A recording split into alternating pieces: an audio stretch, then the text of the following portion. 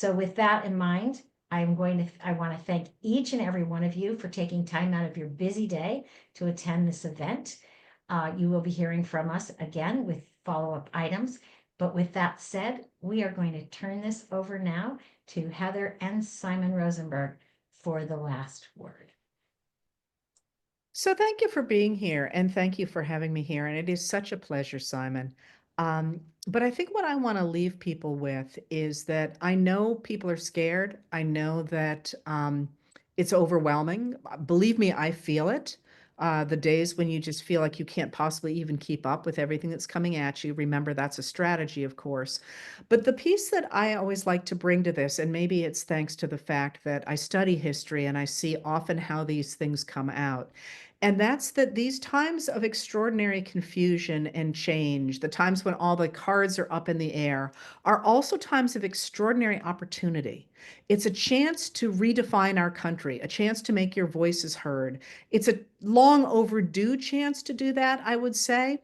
But the degree to which you can do that and to continue to engage in your communities, in your neighborhoods, in your families, and in the world with joy, with the idea that you are bringing the best of you, whether that is political or, working in crafts or art or teaching incredibly well or doing a great job at your desk or just managing to get your car in to get inspected, is a contribution to the idea of a community that is positive and that is joyful and that is building and that is renewing. And all of those things are key to making sure that authoritarianism can't take root, because we know that authoritarianism cannot take root in a society where people are supporting each other and are acting with joy. So for all that we're scared and for all that it seems overwhelming, there is also this extraordinary opportunity in this moment.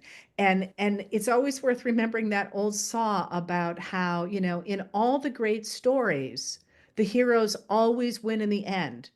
And if the heroes aren't winning, it's not the end yet. So it's worth keeping your eyes on the end when it comes out all for the best, because that's what we're in the process of creating. So, let's do this. We're all together, and I'm so thrilled and proud to be part of this movement. To you, Um, Simon. yeah, I don't know how to follow that, Heather. I mean, that was amazing, and it was a great honor to be here with you. And thank you for your incredible leadership during this time of challenge for the country. And thanks to Linda and Molly and Charlie for helping put all this together and to be with all of you. And I'll just echo what you said, is that I have, when I founded Hopium just about 2 years ago, it was March 7th in 2023.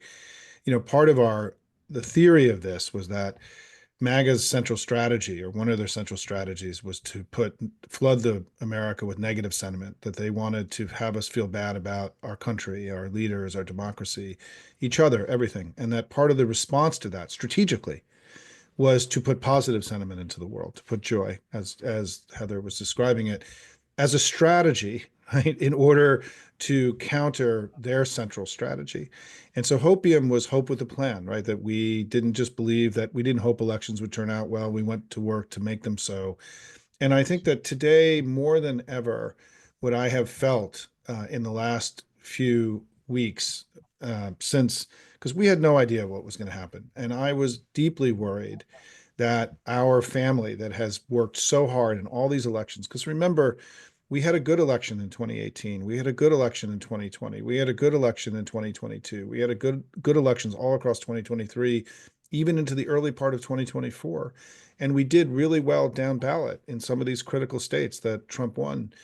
And so we've actually had a lot of wins against MAGA and Trump over the last few years. We didn't have this last big one.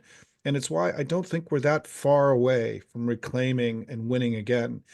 But to me, our superpower and our family now is all of you, is the 6 million proud patriots who go to work every day, spending a little bit of time working for their democracy.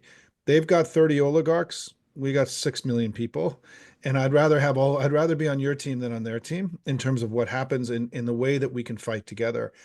I was worried that there was going to be a big on January 20th and in the weeks after, that people were really going to disengage. And I did an interview with Stephanie Ruhle in a few weeks earlier, where I told her that I felt that the American people were not going to disengage, that I was optimistic. And Stephanie kind of gave it to me a little bit on air about this, about the despondency of Democrats and everything else. And I said, no, no, I just don't think that's where we're going to be in a few months. We've had too much of this activity over the last few years. Too many people have become big citizens, and it's become part of their lives and ingrained into everything they do. And as Heather said, and so I think that our power now is we have to organize ourselves in new ways around new battles, and to experiment and to test and to prod, but to be present and fight every day. Trump seizes on weakness.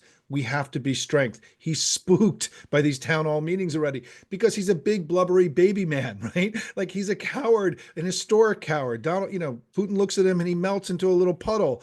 And so we have to keep pushing really hard. But the second thing that Heather spoke about is what makes us different than places like Hungary or Germany in the 1930s, is that we are Americans. Fighting for freedom and democracy is what we've been doing for 250 years.